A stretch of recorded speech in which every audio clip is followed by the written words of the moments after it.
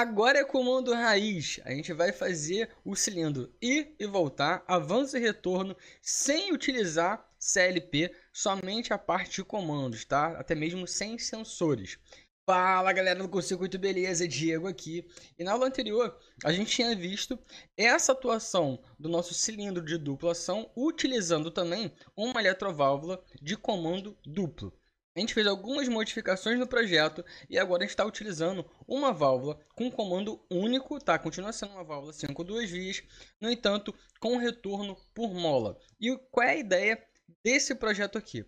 A gente vai avançar com o cilindro, vai se manter um tempo com ele avançado e depois ele retorna automaticamente. Beleza? Então aqui na lateral a gente já tem nosso comando. Eu vou explicar para vocês o passo a passo, entendendo como isso aqui vai funcionar. O nosso circuito pneumático está praticamente igual ao da aula anterior. A nossa única modificação foi na nossa eletroválvula, que a gente utilizou uma eletroválvula de comando duplo, certo? Sem retorno por mola, e dessa vez é um comando único, continua uma válvula 5 duas vias, só que retorno por mola, certo? Então a gente vai ter essa modificação, mas a principal modificação está no nosso comando elétrico, que vai comandar esse sistema.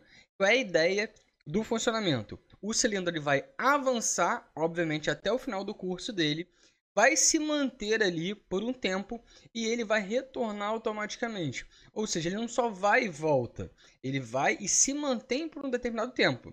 Assim que acaba esse tempo, ele retorna automaticamente. Então vamos lá. A gente tem aqui alguns componentes que a gente está utilizando. A nossa botoeira de pulso, certo? A nossa solenoide aqui, a nossa bobina da eletroválvula, uma contatora auxiliar e um relé de tempo ou um delay auxiliar aqui, que vai ter a função de manter esse cara ali para poder retornar depois, quando ele terminar a contagem do tempo, beleza? E se a gente reparar aqui, esse cara está utilizando um contato fechado bem aqui no início, porque a ideia é derrubar o sistema após a contagem do tempo, certo?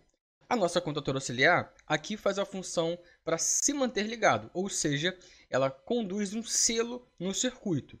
Então, eu vou pulsar, tá, com o nosso botão aqui para iniciar, vai se manter energizada a bobina, ele vai avançar até o final.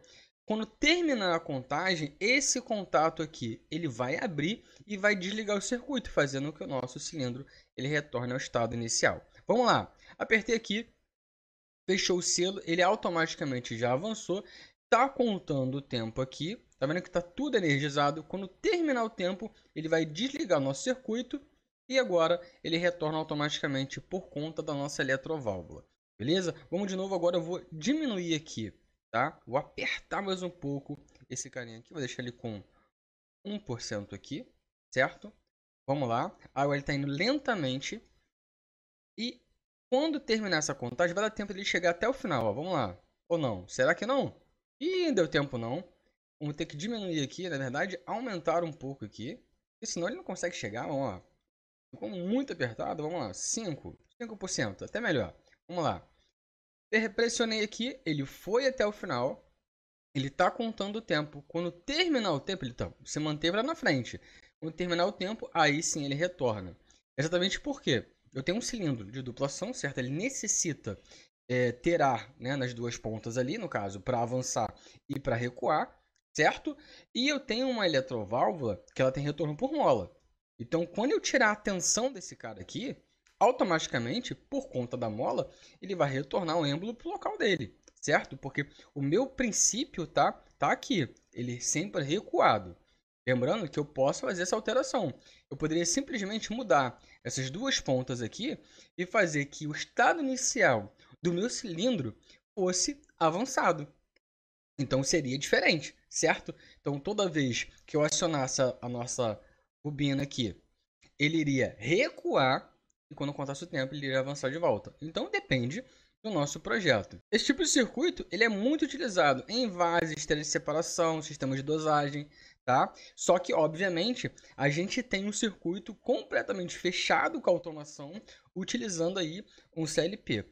Mas todo o processo é exatamente esse aqui, aonde eu mantenho o sinal para poder deixar energizado e depois eu retiro e retorno por mola, beleza? Bom, galera, essa aula foi bem curtinha, mas espero que você tenha entendido. Espero que você tenha gostado. Já curta esse vídeo, compartilha com todo mundo. Eu quero trazer muito mais conteúdo assim para vocês. Essa foi a aula de hoje e a gente se vê na próxima.